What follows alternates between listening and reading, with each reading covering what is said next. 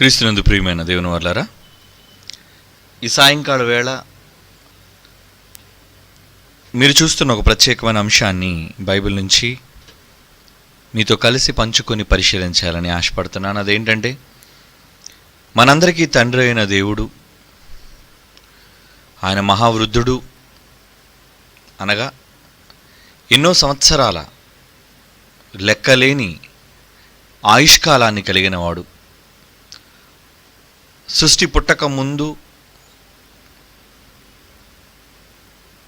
లెక్కించలేని వయోపరిమాణం కలిగిన వ్యక్తిగా ఈ విశ్వాన్ని కలుగజేసి అందులో పిల్లలుగా మనల్ని కని మనపైన ఎన్నో ఆశలు పెట్టుకొని తండ్రిగా తన్ను పరిచయం చేసుకొని తన కుమారుడైన క్రీస్తును భూమి మీదికి పంపి ఆయన ద్వారా తన మనస్సులోని సంగతులన్నిటినీ వాక్య రూపంలో బయలుపరిచి తాను కోరుకున్న తన పిల్లలలో తన రూపాన్ని చూడాలి అని ఆశపడే ఒక తండ్రిగా మనం ఆయన చూసాం. బైబిల్ చెప్పింది. అటువంటి తండ్రిగా పిలువబడుతున్న దేవుడు ఆయనకున్న పట్టింపులు అనేసరికి ప్రియులరా, సహజంగా మన దగ్గర వృద్ధులైన వాళ్ళు, పెద్దలైన వారు ఎవరైనా ఉంటే వారిలో మీరు గమనించే ఉంటారు, వయస్సు మీద పడే కొద్దీ పెద్దలలో చాదస్తం మనం పిలుస్తుంటాం. అంటే ప్రతిదాన్ని పట్టించుకుంటారు. పలకరించినా పట్టించుకుంటారు, పలకరించకపోయినా పట్టించుకుంటారు, అడిగినా అడగకపోయినా, ఇచ్చినా ఇవ్వకపోయినా, ప్రతిదాని విషయంలో ఒక మాటలో చెప్పాలంటే వయస్సుకు పెద్దలేమో కానీ వారి మనస్సు చిన్నపిల్లల లాంటి మనస్సు వారిలో చోటు చేసుకుంటుంటుంది. అయితే సర్వజ్ఞాని అయిన దేవుడు, భవిష్యత్తు జ్ఞానాన్ని ఎరిగిన దేవుడు, సకల విధములైన అనుభవ జ్ఞానాన్ని కలిగిన దేవుడు, ఆయనకు కూడా మనలాంటి పెద్దలలో ఉన్న ఆలోచనలు లేదా పట్టింపులు ఆయనకు కూడా ఉంటాయా? ఆయన గురించి తెలుసుకోవాలి ప్రియులారా. కుటుంబానికి పెద్దలుగా, పెద్ద దిక్కుగా ఉన్న వృద్ధులు ప్రతి విషయంలోనూ వారు పట్టించుకుంటూ ఉంటారు. ఇలా చేయాలని, ఇలా చేయకూడదని, ఇలాగే ఉండాలని, వారి పాతకాలంలో ఉన్న విధి విధానాలను అవలంబించాలి అన్న ఒక తపన వారిలో కనబడుతుంటుంది. అంటే సమాజం ఏమనుకుంటుంది అన్నది వద్దు, ఎదుటి వాళ్ళు దీనివల్ల బాధపడుతున్నారా లేదా అన్నది కూడా వద్దు, వారు అనుకున్నది జరుగుతుందా లేదా అన్న దానిపైన మాత్రమే వాళ్ళు ఆలోచన కలిగి ఉంటారు. ఇది మన కుటుంబాలలో ఉన్న పెద్దల పట్ల మనం ఆలోచించినప్పుడు బయటపడే నిజాలైతే, మనందరికీ తండ్రి అయిన దేవునికి కూడా పట్టింపులు ఉన్నాయా అని ఆలోచిస్తే ఉన్నాయి అనే సంగతి తెలిసినప్పుడు నాకు చాలా ఆశ్చర్యం అనిపించిందండి. ఎందుకంటే దేవుణ్ణి అన్ని కోణాలలో మనిషి ఆలోచించగలగాలి, దేవుణ్ణి తెలుసుకోవాలి. ఎందరు దేవుణ్ణి తెలుసుకోవడానికి ప్రయత్నిస్తున్నారు, ఎందరు దేవుణ్ణి సాధించడానికి మరి ఆలోచన కలిగి ఉన్నారు. దేవుణ్ణి సాధించడం అంటే ఎక్కడికో పోయి తపస్సు చేయటం కాదు. నీ బ్రతుకులో దేవుని గూర్చి పూర్తి అవగాహన కలిగిన వాడిగా ఉండటమే ఒక మనిషి దేవుని సాధించడం అంటారు దాన్ని. ప్రియులారా, అందరికీ పెద్దవాడిగా, తండ్రిగా, తన మనస్సులోనికి తొంగి చూసే పిల్లలు ఆయనకు కావాలి. ఆయన కూడా చాలా సందర్భాల్లో పట్టింపులు కలిగిన వాడుగా ఉంటాడు. పట్టింపులు అనే పదం నేను ప్రయోగించానంటే అవి బైబిల్లో లేకుండా నేను చెప్పను. ఆయన క్యారెక్టర్లో, ఆయన స్వభావంలో అది లేకుండా నేను అలా పిలవను ఆయన్ని. ఎందుకంటే ఆయన కన్న తండ్రి. ఆయన గురించి ఒక మాట మనం మాట్లాడుతున్నామంటే చాలా ఆలోచనతోనే ముందుకు అడుగేయాలి. ఎప్పుడు మనం మాట్లాడగలం అంటే ఆయన గూర్చి మనం బాగుగా ఎరిగిన వారమైనప్పుడు, ఆయన గురించి మనం తెలుసుకున్న వారమైనప్పుడు. అవును ప్రియులారా, ఒక మాట చాలాసార్లు మీరు చదివిన మాట ఈ సందర్భంలో చూపించాలనుకుంటున్నాను. అపోస్తలుడైన పౌలు రోమీయులకు రాస్తున్న పత్రికలో ఒక మాట పలికాడు. అదేంటంటే 11వ అధ్యాయం, రోమీయులకు రాసిన పత్రిక 11వ అధ్యాయం 34వ వచనం చూడండి. ప్రభువు మనస్సు ఎరిగిన వాడెవడు? అంటే ప్రభు యొక్క మనస్సును తెలుసుకోవాలి. ఆయనకు ఆలోచన చెప్పగలవాడెవడు? చెప్పగలడా? ఇక ముందుగా ఆయనకిచ్చి ప్రతిఫలము పొందగలవాడెవడు? అంటే ముందుగా ఆయనకి ఇవ్వటంలో ప్రతిఫలం ఇచ్చేవాడని, ప్రభు మనస్సును ఎరిగేవాడు ఉన్నాడా అన్న విషయాన్ని పౌలు గారు దేవుణ్ణి బాగా చదివిన వ్యక్తిగా, ఒక భక్తునిగా ఆయన మాట్లాడుతున్నాడు. కనుక ప్రియులారా, దేవునికి కూడా చాలా సందర్భాలలో, చాలా విషయాలలో ఆయన చాలా పర్టికులర్గా ఉంటాడు. పర్టికులర్గా అంటే నా ఉద్దేశం పట్టింపుతో ఉంటాడు. నువ్వేమనుకున్నావు ఆయనకు వద్దు, ఆయన ఏమనుకున్నాడో అది జరగాలి. నీ భావనలో, నీ ఆలోచనలో అది సమంజసమని నువ్వు అనుకోవచ్చు, కానీ ఆయన ఆలోచనలో, ఆయన విధానంలో అది సమంజసమైనది కాకపోవచ్చు. కనుక నీకేది న్యాయమో అన్నది చేసుకుంటూ వెళ్ళటం కాదు, దేవునికి ఏది న్యాయమో అన్నది ఆలోచిస్తూ, ఆచి తూచి అడుగు వేస్తూ ఆయనతో వెళ్ళాలి. ఎందుకంటే మనిషి సాగించే ప్రయాణం ఎవరితో? దేవుడు వెలుగులోనున్న ప్రకారము. మనమును వెలుగులో నడిచిన ఎడల అన్నాడు. అంటే మనం అంతా నడవాలి దేవునితో. హనోకు దేవుడితో నడిచిన అంటే ఏంటి? దేవునితో నడవడం అంటే ఏంటి? ఆయనను గూర్చి సంపూర్ణమైన అనుభవ జ్ఞానము కలిగి ఆయన ఇష్టాయిష్టాలను గ్రహించిన వాడే ముందుకు నడవటం. బ్రతుకున్నంత కాలం ఆయన ఇష్టాన్ని నెరవేర్చడమే దేవునితో నడవటం. ఏదో వ్యక్తిగతంగా చట్టాపట్టాలు వేసుకొని చెయ్యి పట్టుకుని అడ్డం కాదు. హనోకు దేవుడితో నడిచాడంటే ఉద్దేశం దేవుడు చెప్పిన వాటన్నిటి ప్రకారంగా చేయటం, దేవుడికి ఇష్టమైన వాటిని ఎలా తన బ్రతుకులో నెరవేర్చటం. అప్పుడు దేవుడు నీతో సంబంధం కలిగి ఉంటాడు. ఆయన వెలుగులో నువ్వు నడిచిన వాడుగా నువ్వు ఉంటావు. కనుక ప్రియులరా, నిజంగా దేవుడు కొన్ని విషయాలు, మన భాషలో అయితే చాదస్తం అంటాం దాన్ని. చాదస్తం ఏంటోనండి, ముసలోళ్ళకి ఎప్పుడు చాదస్తం ఎక్కువ అండి. అవును, సహజంగా ముసలు అయిపోతే చాదస్తం వచ్చేస్తుంది వాళ్ళకి. ఇంచుమించు అందరు ముసలోళ్ళు అలాగే ఎవరవుతారండి. అది బామ్మలు కానివ్వండి, తాతలు కానివ్వండి. మనం ఇప్పుడు వయసులో ఉన్నాం కానీ మనం కూడా వయసుకి వెళ్తే మనం కూడా అలాగే మారిపోతుండే, తప్పదు. కారణం ఆ వయస్సుకు మనం ఇచ్చే ప్రాధాన్యత, ఆ వయస్సుకు మనం ఇచ్చే గౌరవం. ఎందుకు ఇస్తున్నాం ఆ గౌరవం అంటే వాళ్ళు అనుభవజ్ఞులు, వృద్ధులు, పెద్దలు. వృద్ధుని గద్దెంపక అన్నాడు అంటే ఏంటి? ఎందుకురా గద్దిస్తావు వృద్ధుడిని? తండ్రిగా భావించు అంటే కొన్ని సందర్భాల్లో నువ్వు గద్దించే అవకాశం కూడా నీకు లేదు. వృద్ధులను గద్దించే అవకాశం నీకు ఇవ్వలేదు అంటున్నాడు దేవుడు. కారణం ఏంటంటే అతని వయస్సు. సీనియర్ సిటిజన్ అంటది ప్రభుత్వం. ఎందుకు సీనియర్ సిటిజన్? వయసులో పెద్దోడండి, ఆయనకి హాఫ్ టికెటే, ఆయనకి రాయితీలు ఇవ్వాలండి. అంటే వయస్సును బట్టి అతనికి వచ్చే ప్రాధాన్యత. మరి ఈరోజు ఈ దేశంలోనే వయస్సును బట్టి మనిషికి కొన్ని పరిస్థితులను, అవకాశాలను కల్పిస్తున్నప్పుడు దేవుడు, ఆయన ఎంత వయస్సు కలిగిన వాడు, ఆయనకి ఎన్ని సంవత్సరాలు, ఆయన ఎంత అనుభవం కలిగిన వాడు. కాబట్టి వీటన్నిటి గూర్చి సరైన అవగాహన మనకు కావాలి అంటే ప్రభువు మనస్సును తెలుసుకోవాలి. తెలియాలి అంటే గ్రంథస్థం చేయబడిందండి. తెరవబడిన ఆయన మనస్సే ది బైబిల్. ఆయన అనుకున్నవి పుస్తక రూపంలో పెట్టాడు మన ముందు. ఆయన అనుకున్నవి తన కుమారుని ద్వారా బయలుపరిచి రాయించాడు. అది చదివితే చాలు. వాటిలో ఉన్నాయి ఆయన స్వభావాలు, ఆయన ఉద్దేశాలు, ఆయన ఇష్టాలు. కనుక ఇష్టాలను గురించి తెలుసుకున్నాం. ఏమండి, చాలా సందర్భాలలో ఆయనకి నచ్చనివేంటో తెలుసుకున్నాం. కానీ ఆయనకి పట్టింపులు ఉన్నాయా? ఆయనకి నిజంగా పట్టింపులు ఉన్నాయా? దానికోసం కూడా మనం ఆలోచించాలి. అలా తెలుసుకోవాలి అంటే ఆయన మనస్సులోనికి వెళ్ళి తొంగి చూడాలి. అప్పుడప్పుడు పెద్దవాళ్ళు ఏమండి, వాళ్ళకి ఇష్టమైంది మనం చేయలేదు అనుకోండి, వృద్ధులు ఏం చేయగలరు? అయితే కోప్పడతారు, లేదంటే ముఖం చాటేసుకుంటారు. అంటే అలగడం అంటారు చూసారా, అలుగులు. పెద్దవాళ్ళ దగ్గరికి వెళ్ళేటప్పుడు ఏమ్మా మాట్లాడలేదు, మాట్లాడరు, మౌనంగా ఉంటారు. ఏమైంది? వాళ్ళు అనుకున్నది ఏదో మనం చేయలేదు, అందుకు వాళ్ళు అలిగారు, పట్టించుకున్నారు వాళ్ళు. అప్పుడు మనం ఏం చేయాలి? తెలివిగా వాళ్ళు ఏ విషయంలో వాళ్ళు బాధపడుతున్నారు అన్నది తెలుసుకొని దాన్ని సవరించగలగాలి, లేదా మనల్ని మనం సరి చేసుకోవాలి. అప్పుడు వాళ్ళు హ్యాపీ. దేవుడు కూడా ఒకసారి ఆ కోణంలో చూద్దాం. ఆయన ఎంతగా ఎలాంటి విషయాల్లో ఆయన పట్టింపులు కలిగి ఉంటాడు అనేది.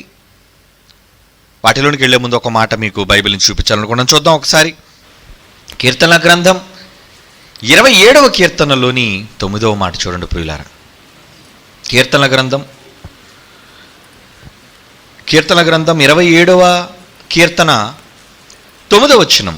నీ ముఖమును నాకు దాచకుము. నీ ముఖమును నాకు దాచకము అంటున్నాడు భక్తుడు. ఏమంటున్నాడండి అక్కడ? నీ ముఖమును నాకు దాచకుము. దాచకుము.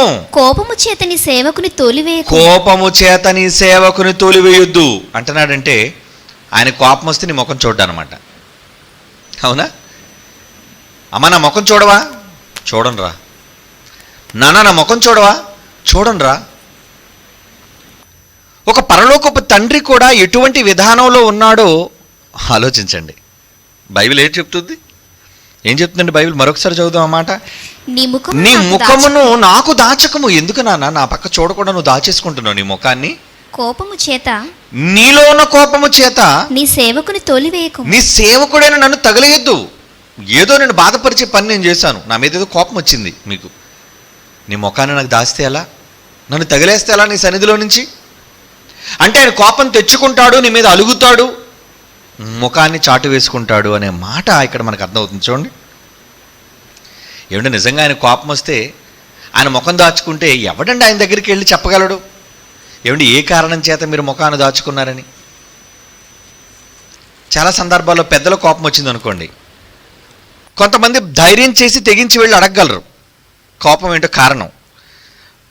కానీ ఆ వ్యక్తి నిజంగా బహుకోపిష్ట అనుకోండి, అడగడానికి మీరు భయపడతారు. దేని కోపం వచ్చిందో తెలుసుకోవడానికి కూడా మీరు భయపడతారు. మరి దేవుడు అలాంటి ఆయన భీకరుడు, భయంకరుడు, చాలా కోపిష్టి. మరి ఎంతగా ఆయన దగ్గరికి వెళ్ళి ప్రభువా తమరికి ఎందుకండి కోపం వచ్చిందని ఎవరు అడుగుతారు? యోబు అంటున్నాడండి ఆ మాట. చూడండి. యోబు గ్రంథం 34వ అధ్యాయం 29వ వచనం. యోబు గ్రంథం 34వ అధ్యాయం 29. ఆయన తన ముఖమును దాచుకుని ఎడల ఆయనను చూడగలవాడెవడు? ఆయనను చూడగలవాడు ఎవడు? నిజంగా దేవుడే తన ముఖాన్ని దాచుకుంటే ఎవడండి ఆయన చూడగలడు? అది అనేకులు గూర్చినదైనను ఒకటే, అది ఎక్కువ మంది గూర్చైనా ఒకటే, ఒకని గూర్చినదైనను ఒకటే అంటున్నాడు. చూడండి. అంటే ఒకలా ఇద్దరని కాదు. ఆయన కానీ కోపం వచ్చిందంటే ఎక్కువ మంది కోసమైనా ముఖం దాచేస్తాడు, ఒక్కడి కోసమైనా ముఖం దాచేస్తాడు. అర్థమైందా మీకు ఆయన మనసు? ఒకరి విషయంలోనైనా ఎక్కువ మంది విషయంలోనైనా సరే కోపం ఆయనకు వచ్చింది అంటే తన ముఖాన్ని మరుగు చేసుకుంటాడు, లేదా మన భాషలో అలుగుతాడు, లేదా మన భాషలో పట్టించుకుంటాడు. ఏంటండి ఎంత పట్టింపులు మీకు? ఏంటండి ఎంత చాదస్తం మీకు? సహజంగా పిల్లలైన వాళ్ళు తల్లిదండ్రుల విషయంలో అదే అంటారు. ఎందుకమ్మా ఇంత చాదస్తం ఈ వయసు వచ్చిన తర్వాత కూడా నీకు? లేదురా నేను అనుకున్నదే జరగాలి. ఏమండి పెద్దలలో చాదస్తం రావడానికి గల కారణం ఒకటే, ఒక ప్రధాన కారణం అండి. ఏంటో తెలుసా? నేను పెద్దవాడిని, నా మాట నెగ్గాలి, నా మాట చెల్లాలి, నా మాట నువ్వు కాదన్నావు కాబట్టి నా ముఖం దాచుకుంటాను. నీ మీద కోపం వస్తుంది, నీ మీద నేను అలుగుతాను. ఏమండి సహజంగా పెద్దలందరికీ కోపం రావడానికి కారణం అదే. పెద్దవాళ్ళైన వారిలో కోపం ఎందుకు వస్తుందంటే నువ్వు ఎందుకు నా మాట వినలేదు, నేను పెద్దోడుగా, నన్ను పెద్దవాడుగా నువ్వు ఎందుకు గౌరవించలేదు? ఇదే మనసు అండి. నిజంగా వారి మనస్సుల్లోనికి ఒకళ్ళు తొంగి చూడగలిగితే ప్రధాన కారణం ఇదే అవుతుంది. కనుక దేవుడు కూడా ఒకడు తన ముఖాన్ని దాచుకుంటే ఆయనను చూడగలవాడెవడు? అయ్యా తమరు ఎందుకు ముఖం దాచుకున్నారని ఎవరండి అడగగలరు? సౌలు మీద కోపం వచ్చిందండి, అసలు మాట్లాడడం మానేశారటండి. రాజు సౌలు ఇశ్రాయేలీలందరినీ మొట్టమొదటిసారిగా చక్రవర్తిగా లేదా రాజుగా పరిపాలించిన వాడు, 12 గోత్రికులను. అలాంటి వ్యక్తితో మాట్లాడడం మానేశాడు దేవుడు. అందుకే సమూయేలు గారిని రప్పించడం కోసం నిజంగా వీడు ఆ సమూయేలు అన్న వ్యక్తి అక్కడికి వెళ్తాడు, సోది చెప్పే ఆమె దగ్గరికి వెళ్తాడు. ఎందుకు నువ్వు సోది చెప్పేదాని దగ్గరికి వెళ్ళావు అంటే యెహోవా మాట్లాడడం మానేశాడు. ఎందుకు మాట్లాడడం మానేశాడు? ఆయనకి ఏదో కోపం ఉంది, ఆయనకి ఏదో మనసులో బాధ ఉంది. ఆ బాధ ఏంటో తెలుసుకోవడానికి ప్రయత్నం చేయాలి. ఆయన ఎందుకు అలిగాడు అన్నది తెలుసుకోవాలి, ఆయన ఎందుకు పట్టించుకున్నాడు అన్నది తెలుసుకోవాలి. ఈ మాత్రం దానికి తండ్రి కదండి, దేవుడు కదండి, ఆయన తెలుసు కదండి, ఆయనకు వచ్చి ఒక మాట దిగి రావచ్చు కదండి, ఇవన్నీ చెప్పొద్దు. ఇవన్నీ నువ్వు చెప్పుకోవడానికి బాగుంటాయి ఏమండి, కానీ దేవుడి దగ్గర ఈ కుదరవు. చాలా పట్టించుకుంటాడు ఆయన, చాలా పట్టించుకుంటాడండి. ఎంత పట్టించుకుంటాడు అంటే మీ అందరికీ తెలిసిన కొన్ని మీ ఒక నిజాన్ని ముందు చెప్తాను, తర్వాత మరి కొన్ని సందర్భాల్లోకి తీసుకువెళ్తాను. ఇశ్రాయేలు జనాన్ని అంతటినీ మోషే నడిపించమన్నాడు, ఒక గొప్ప నాయకుడిగా పుట్టించాడు. ఫరో రాజును ఎదిరించి తన యొక్క బాహుబలాన్ని చూపించాడు. ఎర్ర సముద్రాన్ని పాయలు చేశాడు, ఫరో కొడుకుని చంపేశాడు, ఇశ్రాయేలుని సేనాయి పర్వతం దగ్గర తీసుకొచ్చాడు, 10 ఆజ్ఞలు ఇచ్చాడు. ఏమండి, ఎంత ఇచ్చినవాడు ఒకరోజు ఇశ్రాయేలీలందరూ కూడా దాహం దాహం దాహం అని అరుస్తున్నప్పుడు ఏమంటే విసిగిపోయాడు. మోషే కూడా వృద్ధుడు కదండి. అలా విసిగిపోయినప్పుడు దేవుడి దగ్గరికి వెళ్ళాడు. అయ్యా ఏం చేయమంటావు, ప్రజలందరూ నన్ను నీళ్లు ఇమ్మని అడుగుతున్నారు, అరణ్యంలో ఎక్కడి నుంచి తీసుకురాను నీళ్లు, లక్షల మంది ప్రజలు, ఎలా తీసుకురాను అంటే ఒక మాట అన్నాడు. సరే నువ్వు వెళ్ళు, నీ కర్ర పట్టుకో, నేను చెప్పే బండ దగ్గరికి వెళ్ళు, నువ్వు వెళ్ళి ఆ బండతో మాట్లాడు, అప్పుడు ఖచ్చితంగా ఆ బండ నీకు నీళ్ళు ఇస్తుంది. చెప్పాడా? చెప్పాడు. చూద్దాం ఆ సందర్భం ఒకసారి. ఏమండి, సంఖ్యాకాండం 20వ అధ్యాయం 8వ వచనం. సంఖ్యాకాండం 20వ అధ్యాయం 8వ వచనం చూడండి ప్రియులారా, అక్కడ ఏమంటున్నాడు? నీవు నీ కర్రను తీసుకొని నీవును నీ సహోదరుడైన అహరోనును ఈ సమాజమును పోగు చేసి, ఈ సమాజం అంతటిని పోగు చేసి వారి కన్నులు ఎదుట ఆ బండ వారందరూ చూస్తుండగా ఆ బండతోనూ మాట్లాడు, అది నీళ్ళిచ్చును. నీవు వారి కొరకు నీళ్లను బండలో నుంచి తీసుకొని రావాలి, వాళ్ళందరూ దాహాన్ని తీర్చాలి. ఇదండి ఆయన చెప్పాడు. కానీ తర్వాత జరిగింది ఏంటి మీకు తెలుసు. మాట్లాడమని దేవుడు చెబితే బండతో ఈయన తొందరపాటు చర్యతో ఏమండి సరిగ్గా విన్నాడో వినలేదో మనకైతే తెలియదు, కానీ కర్రను తీసుకుని అని అన్నాడు. మరలా మాట 8వ వచనంలో ఏముంది? నీ కర్రను తీసుకొని ఆ బండతో మాట్లాడన్నాడు. ఏడు బండతో మాట్లాడిన కర్ర ఎందుకండి? సరే పోని చెప్పాడు, వెళ్ళాడు. పమ్మిని ఏమనుకున్నాడు? బండను కొట్టాడు. ఏమండి, బండను కొట్టాడు. నీళ్ళు ఆగలేదు, నీళ్ళు వచ్చేసాయి. తర్వాత పిలిచాడు వాళ్ళని, రమ్మని చెప్పండి, ఆ మోషేహారాల దగ్గర రమ్మని చెప్పండి అన్నాడు. వెళ్ళారు. ఏంటి ప్రభా ఏమైంది? పాపం ఈ కంగారులో, ఈ గోళలో వీళ్ళందరూ చేస్తున్న ఘోష. ఎందుకంటే అండి రోదన అలాగేలా ఉండదండి ఇశ్రాయేల్ది. తిండి లేకపోతే ఏడుపు, మాంసం లేకపోతే ఏడుపు, కీరకాయలు లేకపోతే ఏడుపు, నీళ్లు లేకపోతే ఏడుపు, ప్రతి దానికి చంపుకు తిన్నారు మోషేని 40 సంవత్సరాలు. ఆయన పడిన వేదన ఎంతంత కాదు వాళ్ళతోని. వృద్ధుడు కదండి, అప్పటికే 120 సంవత్సరాలు వచ్చేసాయండి. 100 పైబడిపోయి మహానుభావుడికి పిలిచాడు. పిలిచి ఏమంటున్నాడు చూడండి, 12వ వచనం. అదే నిర్గమాకాండం, సంఖ్యాకాండం 20వ అధ్యాయం 12వ వచనం.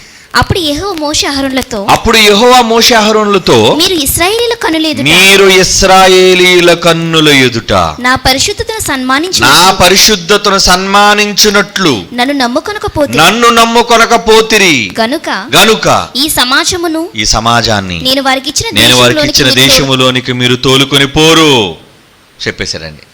శాపనిచ్చేశారండి. ఇంతకాలంగా ఇశ్రాయేలు నడిపించిన ఒక మహానాయకుడిని కేవలం బండతో మాట్లాడు అని అన్నందుకు బండను కొట్టాడు కర్రతో.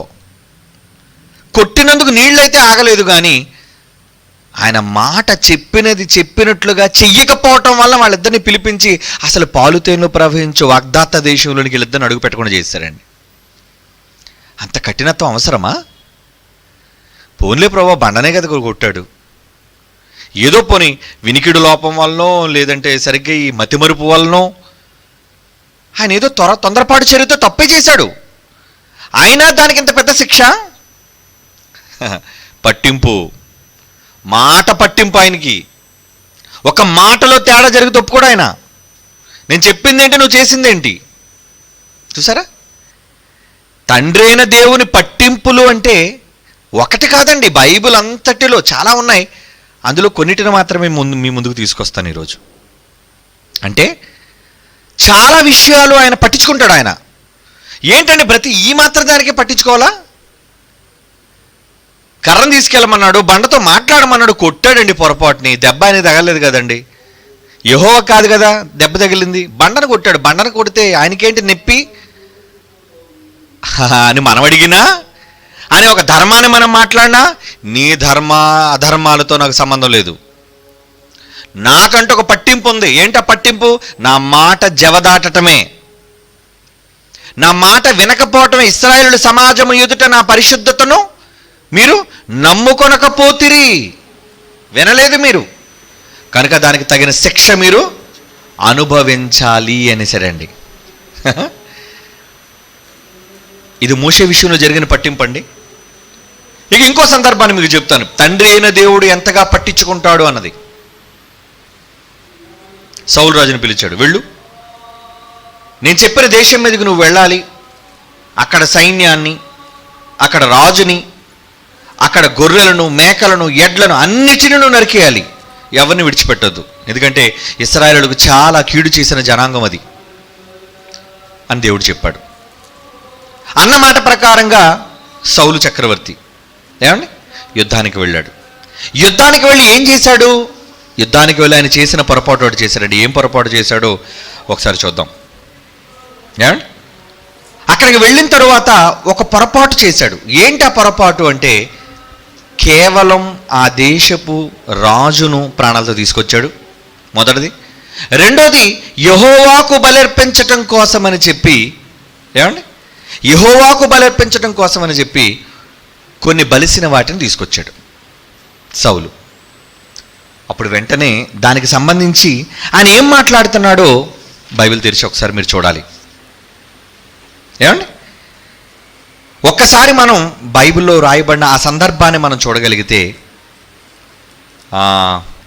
సమూయేలు మొదటి గ్రంథం, మొదటి సమూయేలు గ్రంథం చూడండి, 15వ అధ్యాయం 21. మొదటి సమూయేలు గ్రంథం 15వ అధ్యాయం 21వ వచనం. గిల్గాలులో నీ దేవుడైన యెహోవాకు బలర్పించుటకై జనులు శపితములకు గొర్రెలను, ఎడ్లను, ముఖ్యమైన వాటిని తీసుకొని వచ్చిరని సమూయేలుతో చెప్పాను. ఈ విషయం అర్థమైపోయింది, దేవుడికి వినబడిపోయింది, ఎడ్ల రంకెలు వినబడ్డాయి. వెంటనే సమూయేలు పంపించాడు, చూడు ఏం జరిగింది, నువ్వు వెళ్ళి చూడు సమూయేలు, అడుగు అని అన్నాడు. సమూయేలు వచ్చి అడుగుతున్నాడు రాజుని, ఏం చేశావు నువ్వు అంటే, గిల్గాలులో నీ దేవుడైన యెహోవాకు బలర్పించుటకై అంటున్నాడు. ఎందుకు తెచ్చావు ఎడ్లు, ఎందుకు తీసుకొచ్చావు అంటే, ఆయన అంటున్న సమాధానం అండి 21వ వచనంలో, గిల్గాలులో నీ దేవుడైన యెహోవాకు బలర్పించుటకై జనులు శపితములకు గొర్రెలలో, ఎడ్లలోను, ముఖ్యమైన వాటిని తీసుకుని వచ్చిందని సమూయేలుతో చెప్పాను. అందుకు సమూయేలు తాను సెలవిచ్చిన ఆజ్ఞను ఒకడు గైకొనుట వలన యెహోవా సంతోషించినట్లు ఒకడు దహన బలులను నువ్వేదో దహన బలులు ఇచ్చేస్తున్నావని, సమాధాన బలులు ఇస్తున్నావని ఆయన సంతోషిస్తాడా? ఆలోచించుము, ఒక్కసారి ఆలోచించ పొరపెట్టి.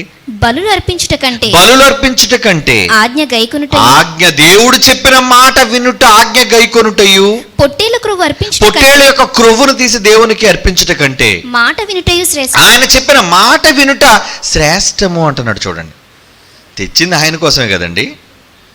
ఏమండి అక్కడ చంపేది ఏదో ప్రభు, తెచ్చి నీకు అసలుకే దహన బలులు అంటే నీకు ఇష్టం కదా, కనుక ఊరకనే బలిసిన వాటిని అక్కడెందుకు చంపేయటం, నీకు బలిద్దామని తెచ్చానయ్యా అని ఒక మంచి ఉద్దేశంతో తెచ్చాను అని సౌలు చెప్పుకున్నాడు. పాపం అతని మనసు ఏంటో మనకు తెలీదు.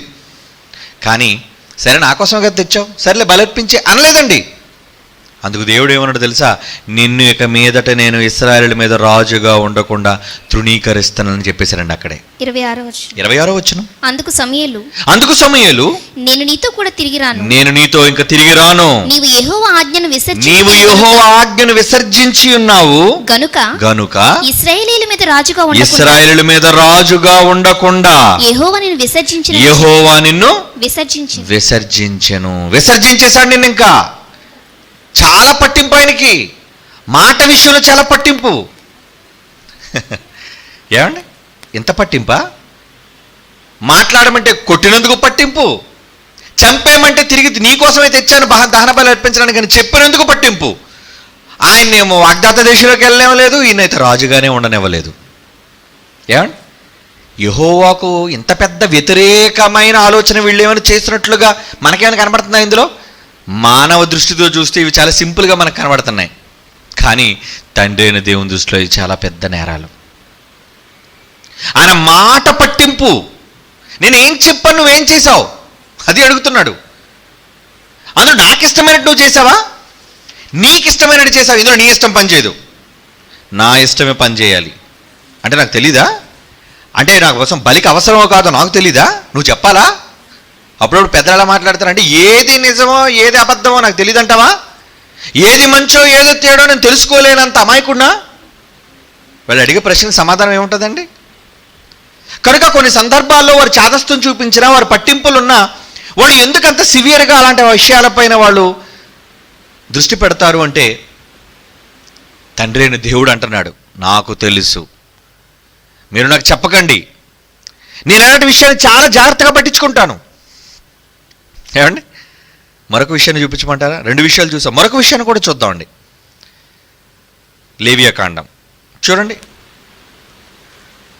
లేవియాకాండం 10వ అధ్యాయం, లేవియాకాండం 10వ అధ్యాయం మొదటి వచనం చూడండి ప్రియులారా. అహరోను కుమారులైన నాదాబు అబీహులైన వారు తమ తమ ధూపార్తులను తీసుకొని వాటిలో నిప్పులుంచి వాటి మీద ధూపద్రవ్యాన్ని వేసి యెహోవా తమకు ఆజ్ఞాపింపని వేరొక అగ్నిని ఆయన సన్నిధికి తేగా యెహోవా సన్నిధి నుండి అగ్ని బయలుదేరి వారిని కాల్చేసింది. వారు యెహోవా సన్నిధిని మృతి పొందిరి. ఇంకా వాళ్ళిద్దరిని శపించిడిచిపెట్టేశాడండి. ఇక్కడేం చేశాడు? ఏకంగా లేపేశాడండి, వాళ్ళని చంపేశాడు. ఎవరిని? విరోధులైన వారిని కాదు, తనను నమ్ముకున్న ప్రజలలో తన మాటను ధిక్కరించిన వారిని. మాట ధిక్కార నేరం. ఇంతకీ ఏం చేశారట వీళ్ళు చేసిన ధిక్కారణ ఏంటి? వీళ్ళు చేసిన తప్పు ఏంటంటే, యెహోవా తమకు ఆజ్ఞాపింపని వేరొక అగ్నిని ఆయన సన్నిధికి తేగ. అంటే యెహోవాకు దహన బలిగా కానీ ఏ ధూపార్తినైనా అర్పించాలి అంటే ఎక్కడి నుంచో మంట తీసుకురాకూడదు. ఆయనకంటూ స్పెషల్గా మంటను అక్కడే ముట్టించాలి.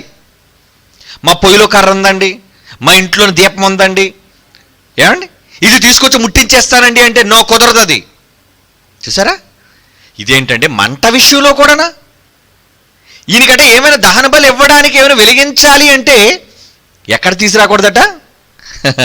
ఎక్కడదో వేరొక అగ్నిని తీసుకురాకూడదు. మీ ఇంట్లో పొయ్యి వెలుగుతుంది కాబట్టి అందులో నిప్పు తీసుకొచ్చి పెడతావా నాకు? మీ ఇంట్లో దీపం వెలుగుతుంది కాబట్టి ఆ దీపాన్ని తీసుకొచ్చి నాకు నిప్పు అంటిస్తావా? ఆ నిప్పుతో అంటించి నాకు ధూపాన్ని వేస్తావా? అందు కోపం వచ్చేసిందండి. చూడండి ఆ మాట, యెహోవా తమకు ఆజ్ఞాపింపని వేరొక అగ్నిని ఆయన సన్నిధికి తేగా యెహోవా సన్నిధి నుండి అగ్ని బయలువెడలి.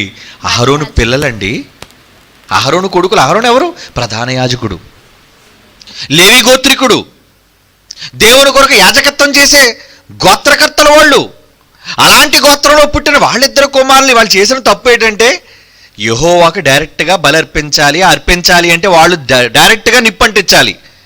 నిప్పును వాళ్ళు ఇండివిజువల్గా వెలిగించాలి, కానీ ఎక్కడదో ఉన్న నిప్పు తీసుకురాకూడదు. వాళ్ళు చేసిన తప్పదే. చివరకు వాళ్ళ ప్రాణం పోయింది దానివల్ల. ఇంత పట్టింపా? ఏమండి? ఇది చూస్తే మీకు ఎలా ఉందండి? నిజంగా హైందవుల్లో ఒక ఏమంటారు దాన్ని, ఒక మంచి విధానం ఉంటుందండి. ఏంటో తెలుసా? వాళ్ళు ఎప్పుడైనా అగరబత్తీలు దేవుడి దగ్గర వెలిగించారనుకోండి, నోటితో ఆర్పరండి. మీరు గమనించండి ఎప్పుడైనా హైందవ సోదరులు, వాళ్ళు వెలిగించిన తర్వాత చేత్తో ఆపుతారండి. ఎందుకు? నీ నోటితో దిక్కుమాలని గాలంతా ఊదేసి సూక్ష్మ క్రిములతో ఉన్నది ఊది ఎక్కడ దేవుడికి అర్పించవలసిన ఇన్సెన్స్ స్టిక్స్ అంటారు దాన్ని, ఏమంటారు దాన్ని, అగరబత్తీలు వెలిగించడం వల్ల ఎక్కడది అపవిత్రమైపోద్దేమో. చూసారా? అంటే ఏంటనమాట, దేవునికి పవిత్రంగా ఉండాలి అనే భావన వాళ్ళది. దేవునికి పవిత్రంగా ఉండాలి కాబట్టి నేనేదో ఊదేస్తే ఆర్పేయడం నాకు వీల్లేదు, చేత్తో ఆర్పాలి. అంటే వాళ్ళు దేవుని విషయంలో వాళ్ళకున్న శ్రద్ధ. ఏమండి? మరి దేవుడికి ఏంటంటే నిప్పు విషయంలో కూడా ఎంత పట్టింపా? అయినా నిప్పులో నీకు వేసేది ఏంటి? ధూపమే కదా, సాంబ్రాణి లాంటివే కదా, అవునా? ధూపద్రవ్యమే కదా అందులో. ధూపం అంటే పొగొచ్చేది. సహజంగా సాంబ్రాణి ఏదో జల్లుతుంటాం కదండి, దానికి కూడా వేరే నిప్పు ఉండడానికి వీల్లేదు. మీ ఇంటిలోదో ఎక్కడిదో తీసుకొచ్చి అగ్ని దాన్ని రాజపెట్టడానికి వీల్లేదు. అంటే దేవుడు అనేసరికి ఏమనుకుంటుంది ఈ సమాజం? దేవుడు అనేసరికి చాలా పెద్దవాడు, చాలా గొప్పవాడు. ఏమంటే మీ ఇంటికి ఒక ముఖ్య అతిథి వచ్చాడు అనుకోండి. మీ ఇంటికి ఒక ముఖ్య అతిథి వస్తే ఎవరిదైనా ఎంగిలి గిన్నెలో మీరు పెడతారా? ఎంగిలి పళ్ళలో మీరు పెడతారా చెప్పండి? ఉదయమేనండి తిన్నాడు మావాడు, పర్వాలేదండి, ఇప్పుడు దానికి అడగడం ఎందుకండి? ఆయన ఎంగిలి గిన్నె వల్ల ఎంగిలి ఏమైపోద్ది, అన్నం ఏమైపోద్ది? ఏమవ్వలేదు, గిన్నెంతా బాగానే ఉంది, అన్నం అంతా ఊడ్చేశాడు. అలా పెడితే అది ఏమవుతుంది చెప్పండి? మీరు పిలిచి ఆహ్వానించిన వ్యక్తిని అగౌరవపరిచినట్టు కాదా? అవునా? తినటం వల్ల ఆయన ప్రాణమైన పోద్దామని చెప్పండి. పోని ఎంగిలి గిన్నెలో తిన్నాడండి, ఎంగిలి గిన్నెలో అన్నం వేశారు, పోని తిన్నాడు, తింటే చచ్చిపోతాడేంటి? తీరని భయంకరమైన రోగం ఏమైనా వచ్చేస్తుందా? అంటే ఏంటనమాట, ఆ వ్యక్తికి మీరు ఇచ్చే ప్రాధాన్యత. ఆ వ్యక్తి గొప్పోడు, ఏది పడితే అది పెట్టేస్తారా? ఎలా పడితే అలా పెట్టేస్తారా? అలా మీరు చూస్తున్నారు అంటే ఆ వ్యక్తిని చాలా తక్కువగా మీరు చూస్తున్నారనమాట. చాలా తక్కువగా మీరు చూస్తున్నారు. అంటే దేవుడిని ఎలా చూడాలనుకున్నారు మీరు? ఈ సమాజం దేవుడిని ఏ దృష్టితో చూస్తుంది? ఏది పెట్టేసినా పర్లేదండి. ఏంటి, పెద్దవాళ్ళ దగ్గరికి వెళ్ళేటప్పుడు చాలా గౌరవంగా వెళ్తారు, చాలా గౌరవంగా మాట్లాడతారు, చాలా గౌరవంగా నిలబడతారు. ఒక జిల్లా కలెక్టర్ ముందు నిలబడేటప్పుడు ఎలా మాట్లాడతారు? ఆఫ్టర్ ఆల్ ఒక స్టేషన్ హౌస్ ఆఫీసర్ దగ్గర నిలబడినప్పుడు ఎలా మాట్లాడతారు? దానికి ఒక పద్ధతి, ఒక క్రమం. మరి దేవాదేవుడి దగ్గరికి వెళ్ళేసరికి మీ ఇష్టం వచ్చినట్టు ఉంటారా? ఆయనకు రావలసిన అర్హత, ఆయనకు ఉండవలసిన ప్రాముఖ్యత ఆయనకు ఉండాలి. ఇర్మియా గ్రంథంలో ఒక మాట చూడండి, ఏమన్నాడు? 12వ అధ్యాయం ఇర్మియా గ్రంథం 12వ అధ్యాయం 3వ వచనం. ఇర్మియా గ్రంథం 12వ అధ్యాయం 3వ వచనం. యెహోవా నీవు నన్ను ఎరిగి ఉన్నావు, నీవు నన్ను తెలుసుకుని ఉన్నావు, నన్ను చూచుచున్నావు, నన్ను చూస్తున్నావు. నా హృదయము నీ పట్ల ఎట్లున్నది, నా హృదయము నీ పట్ల ఎట్లున్నది, నీవు శోధించుచున్నావు. నీ మనస్సు తెలుసుకుంటున్నాడు ఆయన. ఎలా ఉంది నీ మనసు? కనుక నీ అంతరాళాలలోనికి తొంగి చూసేవాడు ఆయన. పట్టించుకోడా? కయ్యను తెచ్చాడు, హేబెలు తెచ్చారు, ఇద్దరును. తెచ్చిన దాన్ని చూడలేదు ఆయన. ఏం చూశాడు? వీడే మనసుతో తెచ్చాడు, హేబెలు మంచి మనసుతో తెచ్చాడు. అందుకే ముందు హేబెలను వాని అర్పణను లక్ష్య పెట్టినాడు. ముందు అర్పణ చూడలేదు, హేబెలను చూశాడు, తెచ్చిన మనిషిని చూశాడు. ఆ తర్వాత కయ్యను చూశాడు. వీడేం చేశాడు? వీడు తెచ్చాడు, కానీ వాడు దేవునికి ఇవ్వవలసిన దాంట్లో శ్రేష్టమైన దానిని వాడు ఇవ్వలేదు. అంటే తన మనసులో వాడు నన్ను తక్కువ చేశాడు, వాడు నన్ను తక్కువ చేసి చూశాడు, కనుక వాడు అర్పణ నేను స్వీకరించను. ముఖం చాటేసుకున్నాను నేను, వద్దు నాకు అర్పణ. వీడికి ఎందుకు కోపం వచ్చింది? అత్తిర నా తమ్ముడు అర్పణ నువ్వు స్వీకరించా, నా అర్పణ నువ్వు స్వీకరించవా? అందుకే కదా నేను చంపేశాడు. స్వీకరించకపోవడానికి కారణం ఏంటంటే నాకు నచ్చలేదురా. ఏం నచ్చలేదు ప్రభువా? నువ్వు తెచ్చింది నాకు నచ్చలేదు. నేను తెచ్చింది నచ్చలేదా? ఏం మంచిదే కదా? కాదు, నువ్వు నాకు నచ్చలేదు అన్నాడు. చూసారా? అంటే మనిషిని బట్టి దేవుడు దేనినైనా స్వీకరిస్తాడు. చాలా సందర్భాల్లో ఎవరికైనా అన్నం పెట్టేటప్పుడు వడ్డించే వాళ్ళ విధానం చూస్తామండి. ఏమండి, వడ్డించడు, కొంచెం వేసుకోండి వడ్డిస్తాను అనుకోండి వేరు. ఇలాగ టప్ అని ప్లేట్లో కొట్టాడు అనుకోండి ఎవడని తీసి. అంటే పెట్టాలని ఉద్దేశంతో ఉందా, లేదంటే ఎందుకంటే ఎంత తింటున్నావా అనే ఉద్దేశంతో వడ్డిస్తున్నావా? వడ్డించేవాడు మనసు సరిగ్గా లేకపోతే వెంటనే చీకటికేసుకోండి. వాడికి పెట్టాలని మనసు లేదండి. తెచ్చి కూడా ఏమాత్రం ఇలా రాశాడు అనుకోండి ప్లేట్లోని. పెళ్ళిలో ఇప్పుడు గొడవలు ఎందుకు వస్తాయి? ఆ భోజనం దగ్గర వస్తాయి. సరిగ్గా చూడలేదని, బూరు వడ్డించలేదని ఒకడో, లడ్డు వడ్డించలేదని ఒకడో, మాంసం ముక్క పడలేదని ఒకడో. అంటే ఏంటనమాట, వాడు వేసేవాడు సరిగ్గా వేయలేదనో పట్టింపులు అంటారు వీటన్నిటిని. దానికోసం పెళ్ళిలో చెడిపోయిన సందర్భాలు ఉన్నాయండి భోజనం దగ్గర. అంటే మనిషికే నీకెంత పట్టింపు ఉంటే దేవుడికి పట్టింపులు ఉండవా? ఎవరనుకుంటున్నావు దేవుడు అంటే? తండ్రి అయిన దేవుడు ఆయన. చాలా పట్టింపులు ఉంటాయి ఆయనకి. అందులో మాట పట్టింపులు ఇంకా ఎక్కువ. ఒక మాట అన్నాడంటే ఆయనకి ఇష్టం లేని మాట నీ నోటంబడి వచ్చిందో అసలు నీ ముఖం పక్క కూడా తొంగి చూడ ఆయన.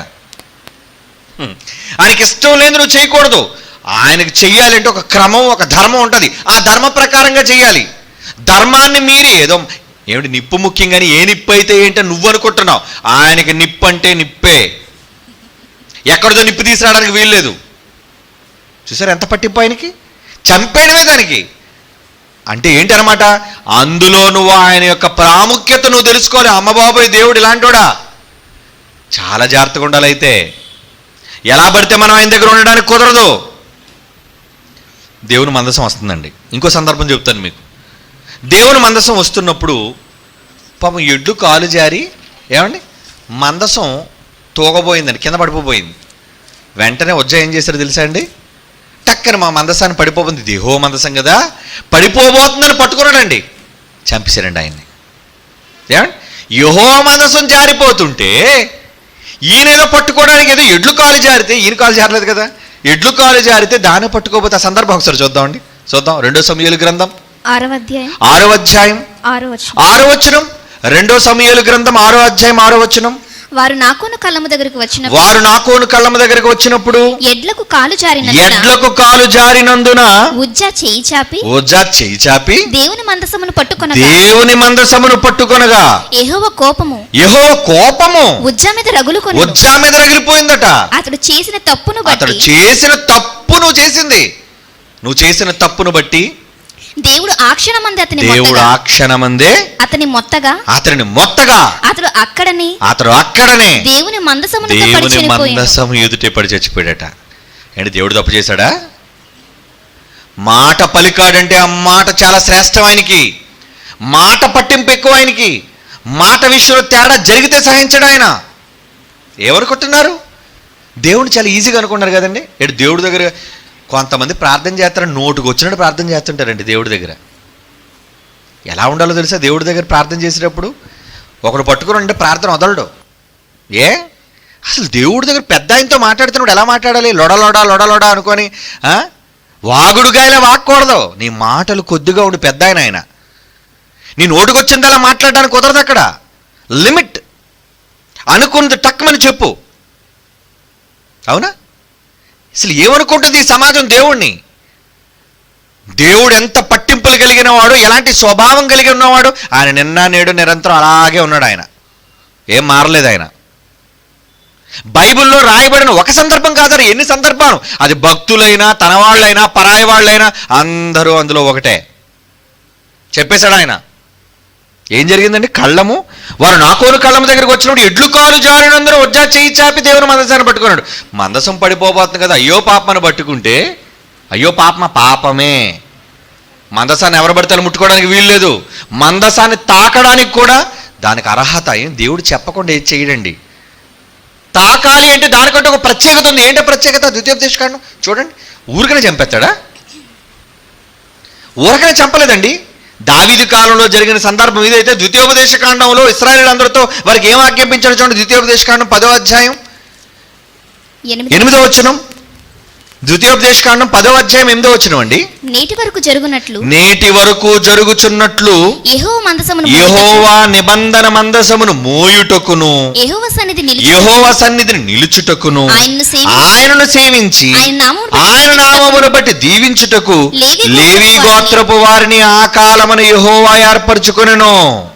ఎవరు పడితే వాళ్ళు ముట్టుకోకూడదు మందసాన్ని, ఎవరు పడితే వాళ్ళ భుజాన మోయకూడదు. దానికోసం ఎవరైతే నియమించబడ్డారో వాళ్ళే ముట్టుకోవాలి.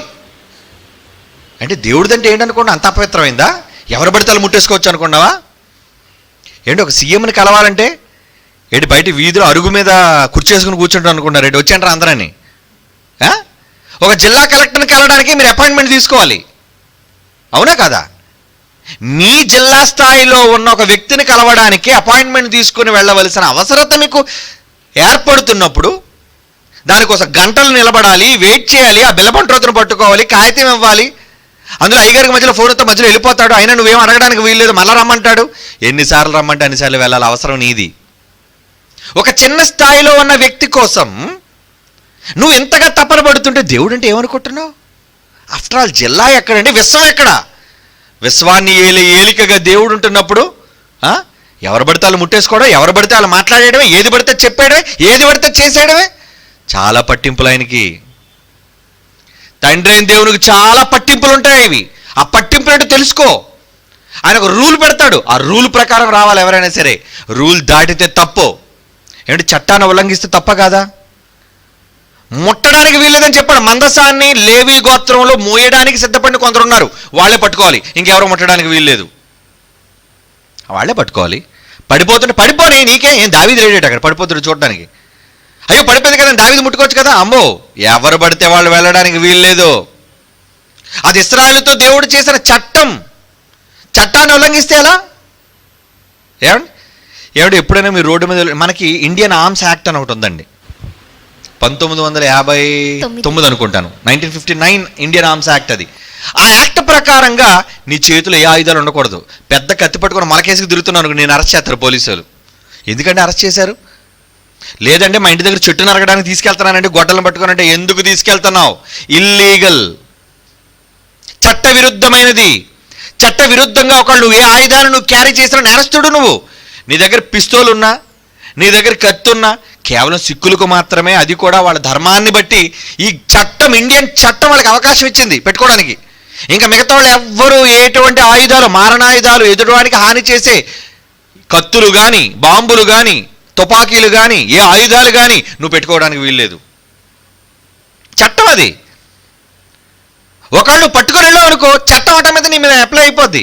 నువ్వు చంపడానికి వెళ్తున్నావు, దేనికి వెళ్తా అనవసరం. నువ్వు ఆయుధంతో రోడ్డు మీదకి రాకూడదు, ఆయుధంతో ప్రజల మధ్య నువ్వు నడవకూడదు, అది చట్టం. కనుక చట్టాన్ని ఉల్లంఘిస్తే ఎవరైనా ఒకటే. మరి దేవుని చట్టం, ఆయనకంటూ చట్టాలు లేవా? ఆయనకంటూ విధులు లేవా? ఆయనకంటూ పట్టింపులు లేవా? ఉన్నాయి, చాలా పట్టింపులు ఉన్నాయి ఆయనకి. కనుక ఆయన విషయంలో మనిషి చాలా ఆచితూచి అడుగు వెయ్యాలి. ఏదో దేవుడండి అని నోటుకొచ్చినట్టుగా ఏది పడితే అది మాట్లాడేసి బైబిల్లో లేనిదల్లా చెప్పేస్తే ఆయన ఊరుకోడు. మోషే లాంటి వాడిని పట్టించుకోకుండా వదిలేలేదు. సౌలు లాంటి చక్రవర్తికే గతి లేదు.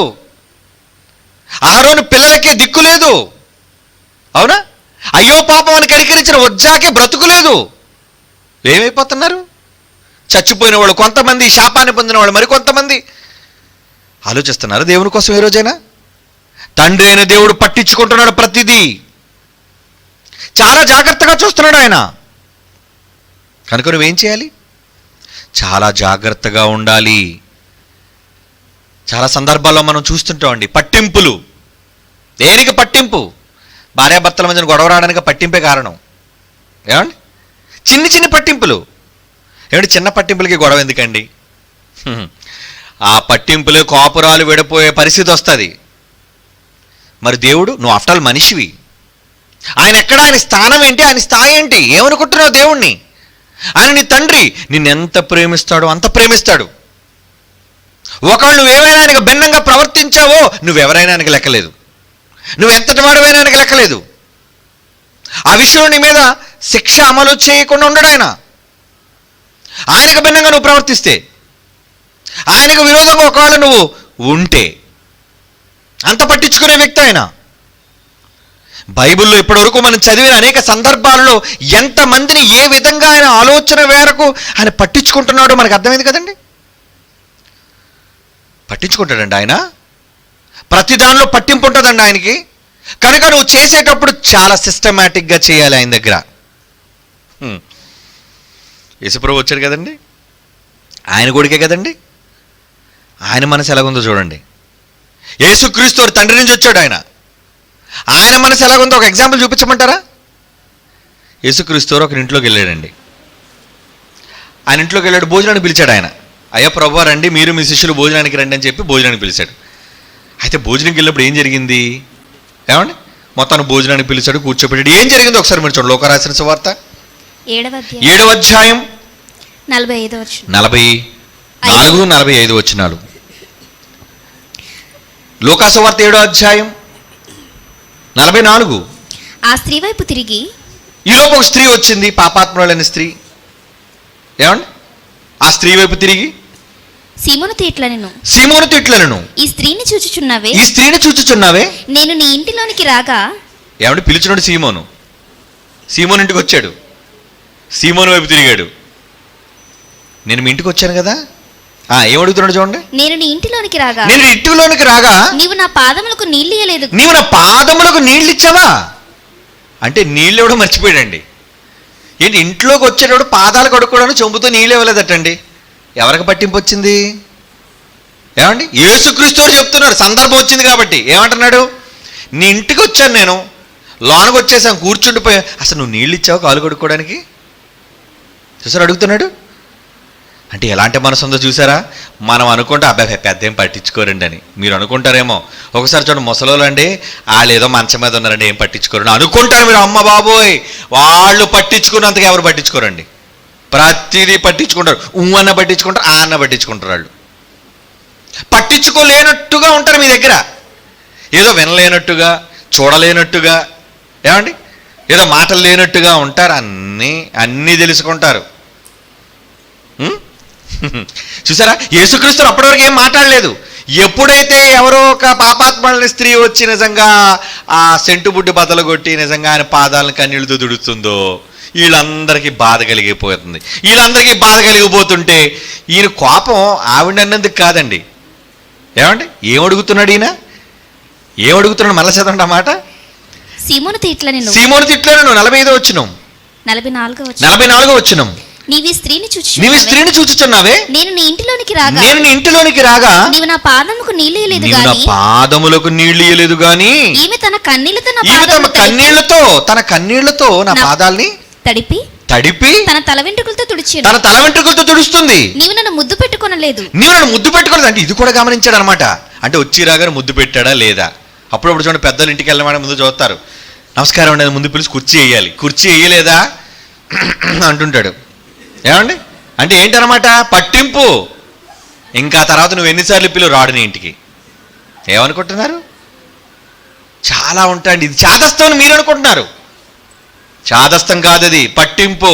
అంటే నువ్వు వ్యక్తికి ఇవ్వవలసిన గౌరవాన్ని ఇవ్వలేదు. యేసుప్రభు ఎలాంటి విషయాలు గమనించారు చూసారా? ముందు ఇంటికి వెళ్ళి అలాగని హలో బాగున్నారా, మంచిదండి, నవ్వుతూ అంటే వాళ్ళు బిలికరిస్తారు, రండి ప్రభు. ఎందుకంటే పెద్ద ప్రభు వచ్చారంటే ఎలా అనుకుంటారు? రండి ప్రభు, రండి రండి రండి. ఇంట్లోకి తీసుకెళ్ళిపోయాక నీళ్ళు కూడా మర్చిపోయి కంగారులో.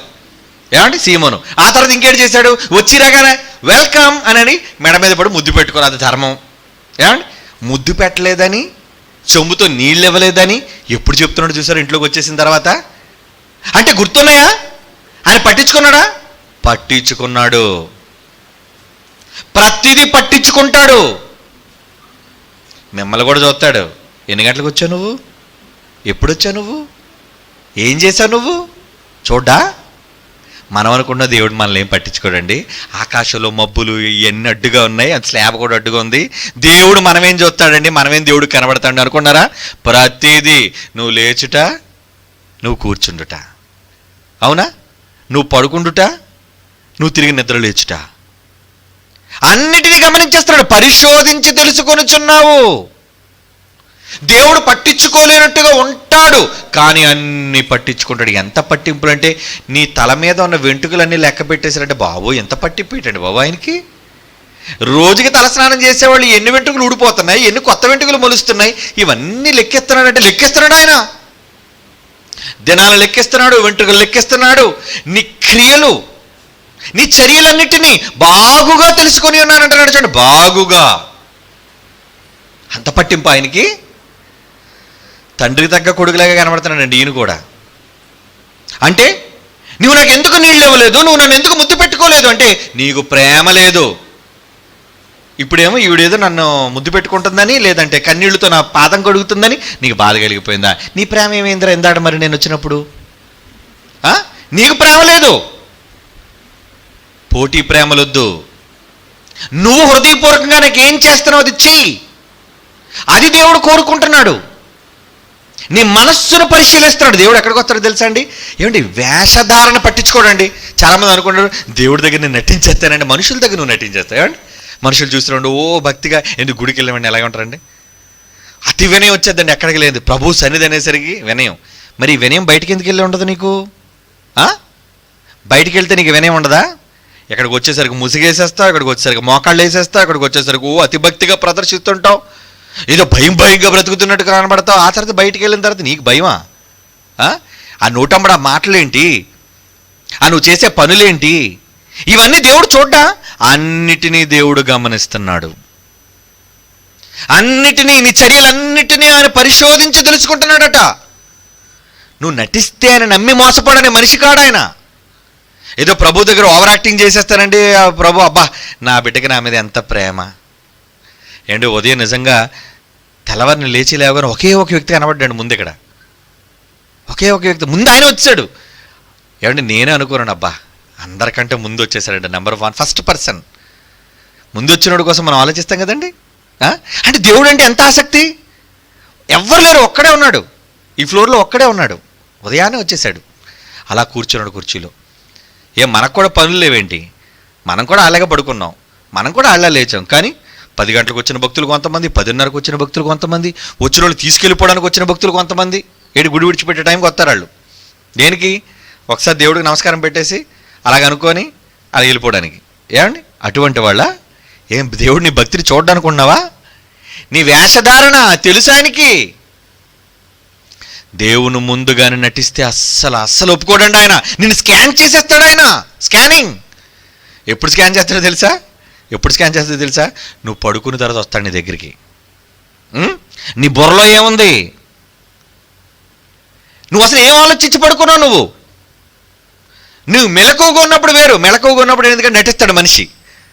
నువ్వు స్పృహలో లేనప్పుడు కూడా ఆయన నీ దగ్గరకు వచ్చి ఎలా చూస్తాడో తెలుసంటే ఒక మంచి మాట రాయబడింది బైబిల్లో. ఇర్మియా గ్రంథం, కీర్తన గ్రంథం చూద్దాం. కీర్తన గ్రంథం 17వ కీర్తన 3వ వచనం. కీర్తన గ్రంథం 17వ కీర్తన 3వ వచనం చూడండి. రాత్రివేళ నీవు నన్ను దర్శించి నా హృదయమును పరిశీలించితివి, నన్ను పరిశోధించితివి, నీకు ఏ దురాలోచన కానరాలేదు. అబ్బా, భక్తుడు ఏమన్నాడండి? రాత్రి వచ్చావు కదా నాన్న నా దగ్గరికి, నన్ను చూసావు కదా, ఏమైనా దురాలోచన కనబడిందా నీకు? నాలో ఏ దురాలోచన నీకు కానరాలేదని అంటున్నాడంటే భక్తుడు నిజంగా ఎంత మంచి భక్తి మనసుతో పడుకున్నాడండి. మనం రేపు ఎవడ కొంప ఉంచేద్దాం, రేపు ఎవడ మీద ఏ తప్పుడు మాట్లాడదాం, రేపు ఎవడ కొంప కొల్లేరు చేసేద్దాం, రేపు ఎవరిని దోచేద్దాం, ఎప్పుడు చూడు ఇదే దురాలోచనలు, ఎన్నో దౌర్భాగ్యపు ఆలోచనలు. వీటితోనే పడుకుంటాం మనం. పడుకుంటే రాత్రి నిద్రలో కళ్ళేమొస్తాయి మనకి? కళ్ళేమొస్తాయి? నువ్వు ఏది ఆలోచించి పడుకుంటే అదే వస్తుంది కల్లో నీకు. అందుకే చూడండి, కొంతమందికి భయంకరమైన కళ్ళు వస్తుంటాయి. ఏంటి? ఏదో భయంకరమైన కళ, కానీ బయటికి చెప్పరు, చెప్తే పరుగు పోద్ది. ఇటువంటి కళ్ళ నేను బయటికి చెప్పానంటే నన్ను మనిషిగా కూడా చూడరు. ఏమండి రహస్యం? నువ్వు మనుషులతో చెప్పుకోపోవచ్చేమో, ఆల్రెడీ దేవుడు రాత్రి వేళ వచ్చేసాడు నీ దగ్గరికి. ఎప్పుడు వచ్చినట్టండి ఆయన? నువ్వేమో పెద్ద సింహంలా గాండ్రించి పడుకున్నావు గుర్రుమని. అవునా? రాత్రి కొంతమంది పడుకున్నారంటే పక్క అవతల గదిలో ఉన్నాడు కూడా నిద్ర ఉండదండి బాబు, అంతగట్టి కరుస్తుంటారు. కానీ మరుపులన్నీ వినడానికి వస్తారట మహానుభావుడు. ఎందుకు వచ్చావు అంటున్నాడు చూడండి. ఎందుకు వచ్చావు? రాత్రి వేళ ఏంటి టైం రేపు లేదు వీరికి, ఎంత పట్టింపా? ఉదయం రావచ్చుగా, ఉదయం రాడటీనా? నువ్వు పడుకో, నేను వస్తాను. నువ్వు పడుకుండిపోయి నిద్రలోకి వెళ్ళిపోయిన తరువాత రాత్రి వేళ నీవు నన్ను దర్శించి నా హృదయమును పరిశీలించితివి, నన్ను పరిశోధించితివి. కానీ నాన్న నిజంగా చెప్పమంటావు, నువ్వు వచ్చావని సంగతి నాకు తెలుసు, కానీ నాలో నీకు ఏ దురాలోచన కానరాలేదు. ఏమండి నిజంగా నీ తండ్రి రాత్రి వేళ నిన్ను దర్శిస్తాడని, తండ్రి రాత్రి వేళ నీ దగ్గరకు వచ్చి, ఏమంటే చాలా సందర్భాల్లో చూడండి, పిల్లలు పడుకుండిపోయిన తర్వాత వెళ్తామండి మనం. వాడంతా గెంతుతాడు, తిరుగుతాడు, ఆడుతాడు, అలా రారా అంటే రాడు, కూర్చోరంటే కూర్చోడు. ఏమంటే అలిసిపోయి పడుకుంటాడండి. కుమారుడు కానీ కుమార్తె కానీ పడుకున్నప్పుడు రాత్రి 11-12 టైంకి ఒకసారి వెళ్తాడండి. తల్లి కానీ తండ్రి కానీ వాడు ఆదమరిచి నిద్రపోతుంటాడు. ఆ నిద్రమరిచిపోతున్నప్పుడు అప్పుడు అలాగెళ్ళి తల నిమురుతారు. కొంతమంది బొగ్గ మీద ముద్దు పెడతారు, కొంతమంది నూదుడి మీద ముద్దు పెడతారు, కొంతమంది పాదాల మీద ముద్దు పెట్టుకుంటారు. ఎందుకంటే ఆడు మెలకుగా ఉంటాడు, దొరకడు మనకి. అవునా? ఆడు కుదురుగా ఉండడు. అప్పుడు ఏం చేస్తారు? రాత్రిపూట వాళ్ళు చూసి చూడగానే ప్రేమ. ఏమండి వాళ్ళ దగ్గరికి వెళ్ళిపోయి వాళ్ళు ముద్దులాడడం, వాళ్ళు కౌగులించుకోవటం, కాసేపు అలా చూడడం. తల్లి చూడండి, పాలు తాగి బిడ్డ పడుకుండిపోయిన తర్వాత అలా చూస్తుంటుందండి. నా కొడుకనేడు, నేనైనా కన్నాను, నా కళ్ళులాగే ఉన్నాయి, నా ముక్కులాగే ఉంది. అంటే నువ్వు కన్న పిల్లల మీద నీకెంత మమకారమో దేవుడికి. ఆయన కన్న పిల్లలం అండి మనమంతా ఆయన పిల్లలం. ఎప్పుడు వచ్చేస్తాడు నీ దగ్గరికి? నీకు తెలియదు ఆయన వచ్చిన సంగతి. సమూయేలు దగ్గరికి ఎప్పుడు వచ్చాడు? రాత్రి ఉదయం అంతా బల్లలు తుడిసి, ఆ గదులు తుడిసి, ఆ దేవాలయం అంతా శుభ్రం చేసి బిడ్డడు పడుకున్నాడు. రాత్రిపూట అప్పుడు వచ్చి పిలుస్తున్నాడండి. ఆ ముసలోడైన ఏలిని పిలకుండా సమూయేలుని పిలుస్తున్నాడు. పాపం సమయంలో అనుకున్నాడు, నన్ను అయ్యగారు పెద్ద అయ్యగారు గారు పిలుస్తున్నాడు అనుకుని అమాయకుడు అనుకోండి. తెలుసు కదా మీకు ఆ సందర్భం. రాత్రిపూట ఎందుకు వస్తున్నాడు తెలుసు, నీ మీద ప్రేమ, నిన్ను చూడాలి, నువ్వు కావాలి, నిన్ను అంతగా పట్టించుకున్నాడు ఆయన. ఏంటి బొత్తుగా ఈ మధ్యన చూడండి, అప్పుడప్పుడు భార్య అంటది, నాకు తెలిసిన నీ మధ్యన బొత్తుగా నన్ను పట్టించుకోవడం మానేశారంటది. పట్టించుకోవడం మానేయడం అంటే, పట్టించుకోవడం మానే అంటే మీరు నా దగ్గరికి వస్తున్నారు అసలు, మీరు నన్ను చూస్తున్నారు అసలు మీరు ఈ మధ్య నాతో మాట్లాడుతున్నారో చెప్పండి అంటది. అంటే నీతో మాట్లాడకపోతే పట్టించుకోలేనట్టు, నిన్ను చూడకపోతే పట్టించుకోలేనట్టు. ఒక భార్య భర్తలుగా ఉన్న ఇద్దరి సంబంధం మధ్య ఒకరినొకరు కాసేపు పలకరించుకోకపోతే పట్టింపులు మీకు వచ్చినప్పుడు, ఏమండి దేవాది దేవుడిని మనిషి పట్టించుకోకపోతే ఆయనకి పట్టింపు ఉండకూడదా చెప్పండి? ఆయన పట్టించుకోకూడదా? ప్రేమ ఉంటేనే పట్టించుకుంటారండి. ఏమంటే రోడ్డు అంటే ఎంతోమంది పోతున్నారు, వాళ్ళు పిలిచి అడుగుతారు, ఎందుకు నువ్వు నన్ను పలకరించలేదు, ఎందుకు నువ్వు నన్ను విష్ చేయలేదు, ఎందుకు నా కోసం ఆలోచించలేదు, రోడ్డు అంటే అన్నాడు చెప్పించి కొడతారు వాళ్ళు మనల్ని. మరి ఎవరిని అడుగుతారు మీరు పట్టించుకోలేదని? మీరు ప్రేమించిన వాళ్ళని అడుగుతారు, అవునా కాదా చెప్పండి? మీరు ప్రేమించిన వాళ్ళు మీరు అడుగుతారు, ఎందుకు నన్ను పట్టించుకోలేదని. నేను వచ్చాను, నాకు అన్నం ప్లేట్ పెట్టలేదే, నేను వచ్చాను, నాకు కూర పెట్టలేదే, నాకు ఇవన్నీ ఎందుకు కొట్టించలేదు. చూసారా, పొరపాటు ఏదైనా మర్చిపోయారు అనుకోండి, అంతేనండి పట్టింపు. పాపం ఏదో ఓ భార్య ఉండింది, కూర ఉండింది, కానీ ఒక 2-3 కూరలు ఆ కూర లోన మర్చిపోయింది, బయటికి తీసుకురాను. ఆ తర్వాత చేయకొడుకునే వెళ్ళి భర్త చూశాడు అనుకోండి, ఏమే కూర దాచుకున్నావు నువ్వు నాకు వేయకుండా అంటే ప్రేమ లేదనమాట. అవి కాదండి బాబు, నిజంగా మర్చిపోయానండి, అర్థం చేసుకున్న వాళ్ళైతే సరేలేవే అనుకుంటాడు. అదే మామూలు పట్టింపులు ఉన్నాడైతే మనసు తెలియదు కదా, మనసు తెలియదు కాబట్టి ఏమండి అపార్థం చేసుకోవచ్చు. కానీ దేవుడు నీ నరనరాల్లో ఉన్న ఆలోచనలన్నీ ఆయనకు తెలుసు. రాత్రి వాళ్ళు నీ దగ్గరికి వస్తున్నాడు, నిన్నంతటిని స్కాన్ చేస్తున్నాడు. నువ్వు ఎలా ఉన్నావు, నువ్వు మంచిగా కనబడుతున్నావు రాత్రిపూట, నువ్వు పడుకునేటప్పుడు నీ మనస్సు అంతా నిర్మలంగా ప్రశాంతంగా దేవుని గురించి ఆలోచించి, దేవుని కోసం నేనేం చేయాలి, దేవుని కోసం నేను ఏ పని చేయాలి, ఆయన సంతోషపడ్డా నేను ఏం చేయాలి అనే ఆలోచన నీకుందా? అలాంటి ఆలోచనలతో పడుకుంటున్నావా? అలా పడుకుంటే దేవుడు ఎంతో పొంగిపోతారండి వచ్చినప్పుడు. ఏమండి రాత్రి భార్య దగ్గరికి వెళ్ళిన వెంటనే నిజంగా భర్త పేరు కలవరుస్తుంది అనుకోండి, ఏమండి భర్త పేరు సంతోష్ అనుకోండి, సంతోష్ సంతోష్ అంటుంది అనుకోండి, ఆహా నా భార్యకి నేనంటే అంత ప్రేమ. వివేక్ వివేక్ అంటుంది అనుకోండి, ఏమనుకుంటాడు, నా పేరు రావాల్సింది ఎవడి పేరు, వివేక్ అన్నాడు, ఎవడు నా కొడుకు పేరా కాదు, నా సొంతోడి పేరా కాదు, వీడి పేరు ఎందుకు కలవరుస్తుంది? ఏమంటే నిజంగా అలా కలవరింపు భార్య నోటంబడి వస్తే అంటే నిజంగా ఏలుకుంటాడు మీరు చెప్పండి? తెల్లవారు కొంతమంది తెల్లవారు లేచినంత అవుతారు, ఒకడైతే మధ్యరాత్రిలో పడేయాలనుకుంటలేగా అంటాడు. ఎవరిని కలవరుతున్నా నువ్వు, ఎవరిని పట్టించుకున్నావు నువ్వు, ఎవడాడు వివేక్ చెప్పు అంటాడు. ఏ వివేక్ అండి, పోనీ ఏదో నవలు చదివే నవల పుస్తకంలోని వివేక్ని జ్ఞాపకం చేసుకుందాం అనుకోండి, అంతే దీని బతుకు బుగ్గి అయిపోయినట్టే. ఎందుకంటే భర్తకి చెప్పడానికి నిజం తెలియదు, కానీ దేవుడు అలాంటి కాదు కదా, నీ మనస్సును పూర్తిగా తెలుసుకున్నాడు. నువ్వు కలవరింపులో దేవుడు లేకుండా దేనినో కలవరిస్తున్నావు అనుకో, డబ్బు డబ్బు డబ్బు అని కలవరిస్తున్నావు అనుకో, ఏమనుకో చే దరిద్రుడు, వీడి దగ్గరికి వచ్చాను వీడికి నా మీద లేదు, వీడికి ఆడల దగ్గరికి వెళ్తా నగలు వజ్రాలు వైడూర్యాలు ఉంగరాలు. ఏమండి నీ మనస్సు తొంగి చూస్తున్నప్పుడు ఇవే నీకు కనబడుతున్నాయి అనుకో, దేవుడికి కనబడుతున్నాయి అనుకో, ఏమనుకుంటాడు ఆయన, ఛే ఏంట్రా వీళ్ళు నా కోసం ఆలోచన లేదు, నా వల్ల సర్వాన్ని అనుభవిస్తూ పొందుతూ నన్ను గురించి వీళ్ళు పట్టించుకోవట్లేదు, కనుక ఏక మీదట నా ముఖాన్ని చాటేసుకుంటాను, నీకు నాకు సంబంధం లేదు. పట్టింపు పట్టించుకుంటాడా తండ్రి అయిన దేవుడు? పట్టించుకుంటాడా? బాగా పట్టించుకుంటాడు. కనుక పట్టింపులున్న భర్తలతో ఆడలు చాలా జాగ్రత్తగా ఉంటారు సుమా. ఏమంటే కొంతమంది చూడండి రాక్షసులు ఉంటారండి, ఇటులా చూసింది అనుకోండి భార్య, ఎందుకు అటు చూస్తాను అంటాడు. ఇదేంటండి కళ్ళున్నా చూడకూడదా పక్కకి? ఏమండి ఏదో భర్త వచ్చే టైంకి బయటకు వచ్చి నిలబడింది, ఎందుకే నువ్వు బయట నిలబడ్డాను అడుగుతాడు ఒకడు. ఎందుకు నిలబడింది, పోనీ ఏదో ఏం బయటికి రాకూడదా, స్వేచ్ఛ లేదా, అడేం బానిసా? ఏదైనా తప్పు చేయడం నువ్వు చూస్తే నువ్వు అడిగిన ప్రశ్న అర్థం ఉంది, ఎందుకు అలా చూస్తున్నావు, ఎందుకు నువ్వు ఇప్పుడు ఎక్కడ ఉన్నావు, ఏంటి కారణం అంటే ఎంత పట్టింపు నీ భార్య మీద. మరి దేవుడికి తన ప్రేమించిన తన వారిపైన పట్టింపులు ఉండకూడదా? మాట పట్టింపు, క్రియ పట్టింపు, ప్రతిదీ పట్టింపు. పట్టించుకున్నాడా, ముఖం చాటేసుకున్నాడా, అసలు నీ పక్క తొంగి చూడ్డా ఆయన. నువ్వు పిలు పలకడవు, నువ్వు అడుగు చెవులు మూసుకుంటాను అన్నాడండి. ఆ మాట చదువుకొని ముగించుకుందాం. ఏమన్నాడు తెలుసా? నువ్వు నిజంగా దేవుడిని పట్టించుకోకుండా ఓ ముడుకు నరిగిపోయేటట్టుగా మోకాళ్ళేసి ప్రార్థన చేసి దేవా దేవా దేవా దేవా అని ఒకళ్ళు పిలిచినా అని ఏమన్నాడు తెలుసా? ఒక మంచి మాట అన్నాడండి బైబిల్లో. ఏంటో తెలుసా? మీ ప్రార్థన నాకు వినబడకుండా నేనేం చేశాను తెలుసా? విలాపవాక్యములు 3వ అధ్యాయం 44వ వచనం చూడండి. విలాపవాక్యములు 3వ అధ్యాయం 44వ వచనం. మా ప్రార్థన నీ యొద్దకు చేరకుండా నీవు మేఘము చేత నిన్ను కప్పుకొని ఉన్నావు. ఎందుకబ్బా? అలిగాడు. నువ్వు పిలిచిన పలకడు. పట్టింపు వచ్చేసింది ఆయనకి. కనుక అతనితో చాదస్తం ఎందుకు, అతనితో పట్టింపులు ఎందుకు? అతనికి ఇష్టం వచ్చినట్టుండు, అతనికి నచ్చింది చెయ్యి. నిన్ను పట్టించుకుంటాడు ఆయన. నువ్వంటే పడి చచ్చిపోతాడు ఆయన.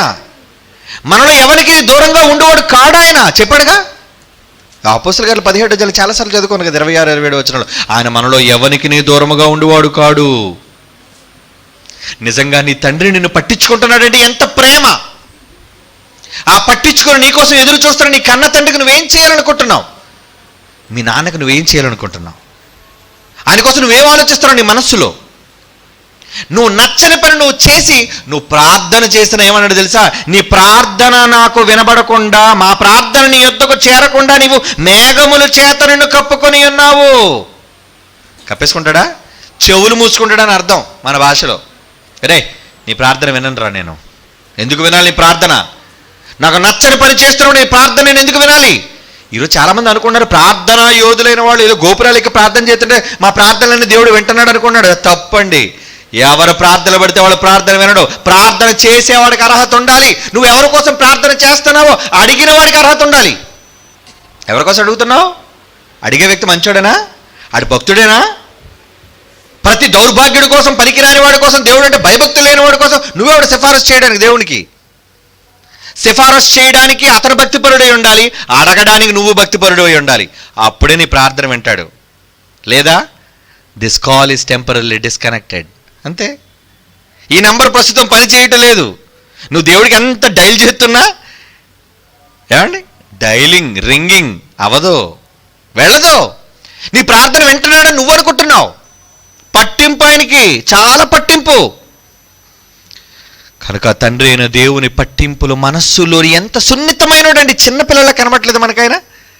ఏంటి చిన్న పిల్లడు, పశువుడిలా కనబడుతున్నాడు మనకి. ఏమాత్రం చిన్నదే ఆయనకి తేడా వచ్చినా ఆయన మనసు బాధపడిపోయేదండి. పాలలాంటి మనసు అండి ఆయనది. ఎంత మంచోడండి. అంత మంచి వ్యక్తిని బాధ పెట్టకండారా. ఆయన ఇష్టం ఏంటో తెలుసుకోండి. ఆయనకు నచ్చినవి చెయ్యండి. మీ చుట్టూ తిరుగుతాడు ఆయన. మీ ప్రార్థన వింటాడు ఆయన. మీరు చెప్పింది ఎలా చేస్తాడు ఆయన. నీ హృదయంలో కూడా నిష్కల్మషంగా ఆయన ఎదుటి నువ్వు కనబడు. నటించొద్దు దేవుని దగ్గర, వేషధారంతో ఉండొద్దు. నిన్ను చాలా ఇష్టపడతాడు ఆయన. అలా దేవునికి మీరు ఇష్టలుగా ఉండాలి అంటే తండ్రి అయిన దేవుడు పట్టించుకునేటట్లుగా నువ్వు బ్రతుకు. లేదా ఆయన పట్టింపులకు ఒకవేళ నువ్వు వ్యతిరేకంగా నువ్వు ప్రవర్తిస్తే నీ జీవితంలో ఎప్పుడు ఆయన నిన్ను పట్టించుకోడు. సౌలుని విడిచిపోయాడు ఆయన, నిన్ను కూడా విడిచిపోతాడు. నువ్వు తర్వాత బ్రతిమాలినా, గోజాడినా, పిలిచినా రాడు. అలిగి వెళ్ళిపోయాడు అనుకోండి, ఏమొస్తాడు ఇంకా? అలా నీ దేవుడిని దూరం చేసుకోవద్దు. కళ్ళు మూసుకొని ప్రార్థన చేసుకుందాం. పరిశుద్ధుడైన తండ్రి, మీది ఎంత సున్నితమైన మనస్సు నాయన. మీ సున్నితమైన మనస్సులోని ఏమాత్రము మీకు నొప్పి కలిగించకుండా, మీరు నొచ్చుకొనకుండా మేము బ్రతకగలిగే మీ మాటలను మాకు నేర్పించినందుకు ధన్యవాదాలు. మీకు ఏది ఇష్టమో దాని ప్రకారంగా చేసి మీకు ఇష్టమైన పిల్లలుగా బ్రతుకులాగున మా తప్పిదాలను మన్నించి మీ పిల్లలుగా మమ్మల్ని కరుణించి దేవా మమ్మల్ని విడిచిపోకండి నాయన. మీ కృప మమ్మల్ని పెట్టనివ్వకండి నాయన. మీరు లేక మేము బ్రతకలేం, మీరు కాదంటే మేము జీవించలేం. మాతో కూడా ఉండండి. మమ్మల్ని విడవకండి, మమ్మల్ని ఎడబాయకండి. మీకు ఇష్టలుగా జీవించగలిగే పనిలో ఎల్లప్పుడూ మమ్మల్ని ఉంచవలసిందిగా ప్రార్థిస్తూ క్రీస్తు వారి పవిత్ర నామములో ఈ విజ్ఞాపనలు మీకు సమర్పించుచున్నాము తండ్రి.